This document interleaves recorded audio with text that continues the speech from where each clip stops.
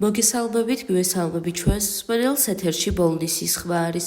შეგახსენებთ, რომ ბოლნისის ხმა პროექტების იხვის ფარგლებში ხორციელდება, რომლის მხარდამჭერია გერმანიის საგარეო საქმეთა სამინისტრო და DVV International. დღევანდელ გადაცემაში ვისაუბრებთ ქალთა ისტორიასა და მემკვიდრეობაზე. ქალთა ისტორია და მემკვიდრეობა არის მრავალი მნიშვნელოვანი საკითხის შეჯამება, რომელიც ასახავენ ქალთა როლს საზოგადოებაში, პოლიტიკაში, კულტურაში, განათლებაში და ეკონომიკაში, სხვადასხვა დროისა და ადგილის პირობებში. ეს ისტორია მოიცავს როგორც ქალთა მიმართ თავდაპირველ შიშებს, როგორც სუსტი სქესის წარმომადგენლებს, ასევე მათი გაუმჯობესების, ემანციპაციისა და საზოგადოების განვითარებაში მონაწილეობის ისტორიული პროცესების შესწავლას. ქალთა ისტორია იწყება იმ პერიოდით, როდესაც ქალები ჯერ კიდევ არ იყვნენ სრულად აღიარებული როგორც საზოგადოების აქტიური წევრები. საუკუნეების მანძილზე ქალთა ადგილი იყო სახლში, ძირითადად ოჯახური მოვალეობების შესრულება. მიუხედავად ამისა, არსებობდნენ ქალი ლიდერები, მეცნიერები, მხატვრები და მწერლები, რომლებიც საზოგადოების განვითარების პროცესში დიდ როლს თამაშობდნენ. ანტიკური დრო ბევრ კულტურაში ქალებს არ ჰქონდათ განათლების მიღების ან საზოგადოების ცხოვრებაში მონაწილეობის მიღების უფლება. თუმცა მაგალითად სიბილი და კლეოპატრა იყვნენ ცნობილი ქალები, რომელთაც გავლენა მოახდინეს როგორც პოლიტიკაში, ასევე კულტურაში. საშუალო საუკუნეები ქალები ხშირად იყვნენ განტევების ვაცები, თუმცა ერთ დროს არსებობდნენ მოწინავე ქალთა მონასტრები და მნიშვნელოვანი კულტურული როლის შესრულების მაგალითები, როგორიც იყო ჰილდეგარდი, ბინგენი, რენესანსი და განათლება. ეს პერიოდი იყო ქალთა ინტერესის ზრდის პერიოდი, როდესაც ზოგიერთმა მათგანმა შეძლო განათლების მიღება და სხვადასხვა ხელოვნების სფეროებში საქმიანობა. მე-19-მე-20 საუკუნეები. ქალთა ემანციპაცია, მათ შორის საარჩევნო უფლებების მოპოვება და უფლებების გაფართოება, შედგა ისეთმა მოძრაობებმა, როგორიც იყო ქალთა სეფრეიჯი და ფემინისტური მოძრაობები, რომლებმაც ისტორიულად ხელი შეუწყო ქალთა უფლებების აღიარებას. ქალთა მემკვიდრეობა მოიცავს როგორც მატერიალურ, ასევე აგონებრივ და კულტურულ მემკვიდრეობას. ქალებმა გატარებული საუკუნეების მანძილზე მრავალი ღირსეული შრომა შეასრულეს, მრავალი ღირსეული შრომის გადატანა მოუწიათ, რაც მისი თანამედროვე კულტურისა და საზოგადოებრივ ცხოვრებაში ამოქმედების საფუძველი გახდა. პოლიტიკა და სამართალი. ბევრი ქალი პოლიტიკური ლიდერი, მომხრე და აქტივისტი გახდა. მათი მაგალითები აღმოჩნდა ქალთა უფლებების გაცნობა. ელა ბაკერი, მარგარეტ ტეტჩერი, ანგელა მერკელი, ჰილარი კლინტონი არიან ისტორიულად ცნობილი პოლიტიკოსები, რომელთა შრომამ მნიშვნელოვნად მოახდინა გავლენა ქალების განვითარებაზე. მხატვრობა და კულტურა. ქალები არიან ისტორიულად ცნობილი მწერლები, მხატვრები და პოეტები. მათ შორისაა ჯეინ ოსტინი, ვინფრენ ჰოლდეი, მარია კეროლი, ფრიდა კალო და სხვები, რომელთა ნამუშევრებმა ლიტერატურასა და ხელოვნებაში დიდი გავლენა მოახდინა. მეცნიერება და ინოვაციები. ქალები, როგორებიც არიან მარი კიური, როზალინ დეშმიტი, იყვნენ წინ გადადგმულები მეცნიერებაში და მნიშვნელოვანწილად წვლილი შეიტანეს თანამედროვე ტექნოლოგიებისა და მედიცინის განვითარებაში. ძალიან დიდი მადლობა იმისთვის, რომ იყავით ჩემი დღევანდელი გადაცემის მსმენელი. მე დღეისთვის გემშვიდობებით, ხოლო გიტოვებთ ჩვენს მეგობრებს თეთრი კარვიდან, მოусვიდეთ, იხალისეთ და ბედნიერ კვირას გისურვებთ.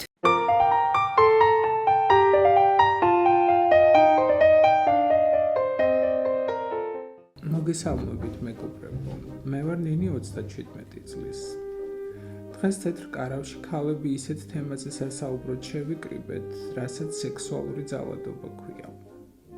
არ დაგიმალავთ და არც თუ ისე დიდი ხნის წინ პირადად მე სექსუალურ ძალადობაზე სულ სხვა წარმოდგენა მქონდა.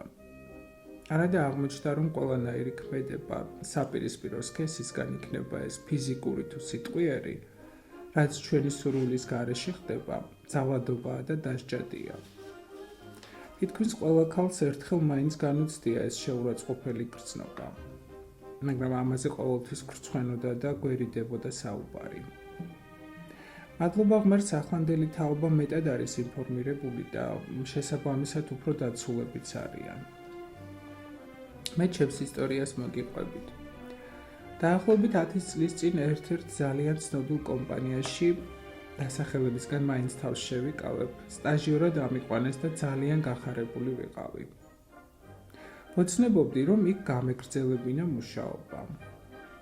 ჩემი უფროსი ახალგაზრდა სიმპათიური მამაკაცი გახდა და განსაკუთრებულ ყურადღებას იჩენდა ჩემს მიმართ. ცოლიანი იყო და მისი მეუღლეც ჩვენთან მუშაობდა. ოღონდ სხვა განყოფილებაში. ერთი წლის შეუღლებულები იყვნენ და ვფიქრობდი, რა კარგი წყვილია მეთქი.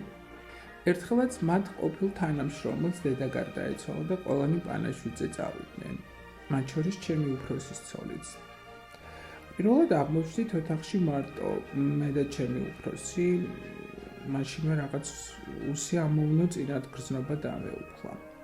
უხერხულად ვიგრძენი თავი და მეც წასასვლელად მოვემზადე. უკვე გავდიოდი ოთახიდან, რომ მომაძახა. დამელოდე მეც მოვდივარო. ლიფტში რომ შევიდეთ, უფრო დავიძაბე. უცებ ხელები მომხვია და ბღლაძუნი დამიწყო. ისე დავიბენი, აღარ ვიცოდი როგორ მომეშორებინა. ამასობაში ლიფტიც გაჩერდა, კარი გაიყო და თავქვეთ მოგლეჯილი გავიქეცი. ის იყო და მას მერე იქით აღარ გამიხედავს. ჩემი ნივთების წარმოსაღებადაც კი არ მივედი. ჩემ მშობლებს უთხარი აღარ მაინტერესებს იქ სიარული თქო. პირველად უყვები ამ ამბავს. არადა წესით უნდა მემხილებინა და მე კი არა ის ვაჟბატონი უნდა წაბრძანებულიყო. თანაც ისე რომ ცოლსაც გაეგო როგორი ნაძირავას გვერდით ცხოვრობდა. ეს ხომ ჩვეულებრივი უსამართლობაა, რომელიც დამცირებულს და დათრგუნულს გტოვებს და მთელი ცხოვრება შეიძლება რომ დაუცველობის კომპლექსი ჩამოგიყალიბდეს. მოგესალმებით. მე ვარ მაკა 29 წლის. მეც პირველად ყვები ამ ამბავს და ზოგმა შეიძლება კიდეც გაიფიქროს, აქ რა იყო მოსაყოლიო. მაგრამ არა, სწორედაც რომ უნდა ხმამაღლა ვილაპარაკოთ ყველა იმ ანომალიაზე, რაც ჩვენს გარშემო ხდება, რომ ამით წინ აღუდგათ მსგავს ფაქტებს. წლების მანძილზე, მაშინ როცა უკვე გათხოვილი ვიყავი და ქმარი მყავდა, ერთი ჩემი თანამშრომელი მუდმივად, ჩუმად, ისე რომ სხვებს არ გაეგონათ, იხელთებდა ხოლმე დროს და საშინელებებს მეუბნებოდა ჩუმად ყურში, ჩურჩულით. უпростоრად თავის უხამს სექსუალურ ფანტაზიებს მიზიარებდა. ვისთვის უნდა მეთქვა, ჩემს ქმარს რომ გაეგო ნამდვილად მოკლავდა და ამის გამო ციხებში ხომ არ გავუშვებდი. სულ ვცდილობდი რომ მასთან ახლოს არ აღმოვჩენილიყავი, მაგრამ მაინც ახერხებდა. ერთხელაც მორიგი სიბინძურე ჩამჩურჩულა, მე ვეღარ მოვიწმინე და ისეთი ძალით გავაწანი სილა, რომ მართლა დავინახე თვალებიდან როგორ წამოსცვივდა ნაპერწკლები. ის დღე იყო და ის, მე ახლოს აღარ გამკარებია. მაგრამ მოგვიანებით შევნიშნე, რომ ჩვენს ახალ თანამშრომელს გადაეკიდა, რადგან ვხედავდი ახლოს ჩაუვლიდა თუ არა ეს გოგო ჭარხალივით როგორ წითლდებოდა. არ ვიცი ასეთ მანიაკებს როგორ უნდა მოვექცეთ, მაგრამ ფაქტია, როცა ეცოდინებათ, რომ შეიძლება დაისაჯონ, ფრთხილად იქნებიან. მეც მოვყვები, ოღონდ ეს არ არის ჩემი ამბავი. მაშინ სულ პატარა ვიყავი და წესიერად არც კი მესმოდა რა ხდებოდა. ჩვენს იტალიურ ეზოში ცხოვრობდა ახალგაზრდა ცოლ-ქმარი და ყველა მეზობელმა იცოდა, ლოთი ქმარი ყოველღამე ფიზიკურად და სექსუალურად როგორ ძალადობდა ცოლზე. მაგრამ თვითონ ქალი ხმას არ იღებს და რა ჩვენი საქმეაო, მეზობლებიც არ ერეოდნენ. ერთ ღამესაც დიდი ლეწვა მტვრევის ხმა გავიგონეთ. მერე ისევ ჩაწყნარდა ყველაფერი და მეზობლებმაც მშვიდი ძილი გააგრძელეს.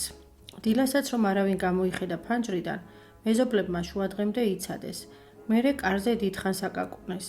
ბოლოს კი კარი შეამტვრიეს და შევიდნენ. ოთახში საწოლზე უგონოდ ეგდო თავგახეთქილი შიშველი კაცი და სისხლში ცურავდა. ბეწუზე მიუსწრეს და გადაარჩინეს. ცოლი კი იქ არ დახვდათ. რა დროს გაიქცა სახლიდან არავინ იცოდა. დიდხანს ეძებეს ქალი, მაგრამ მის კვალს ვერსად მიაგნეს. როცა მისი მშობლებიც მოვიდნენ, აღმოჩნდა რომ არაფერი იცოდნენ იმ ძალადობაზე, რასაც მათი ქალიშვილი 2 წელი უძლებდა. ის კი არა ეგონათ რომ ძალიან ბედნიერი იყო, რადგან სიყვარულით გათხოვდა და არასოდეს ქმარზე საყვედური არ დასცდენია. მერე კი მოგვიანებით ისიც გავიგეთ, რომ ის ქალი დაუჭერიათ და ციხეშიც მჯდარა. კაცი მაშინ კი გადარჩა, მაგრამ მაინც მალე გარდაიცვალა. მიუხედავად იმისა, რომ პატარა ვიყავი, ამ ამბავმა ძალიან იმოქმედა ჩემზე და მას მერე სადმე პატარა ძალადობის მოწმე თუ გავხდებოდი, მაშინვე პოლიციას ვიძახებდი. თქვენც ყველას მოგიწოდებთ, რომ არასოდეს დახუჭოთ თვალი უსამართლობაზე და აუცილებლად მოახდინეთ რეაგირება. ახლა კი უკვე მანიშნებენ, რომ ჩემი დრო ამოიწურა. კიდევ ერთი კვირით დაგემშვიდობებით. მომავალ შეხვედრამდე, მეგობრებო.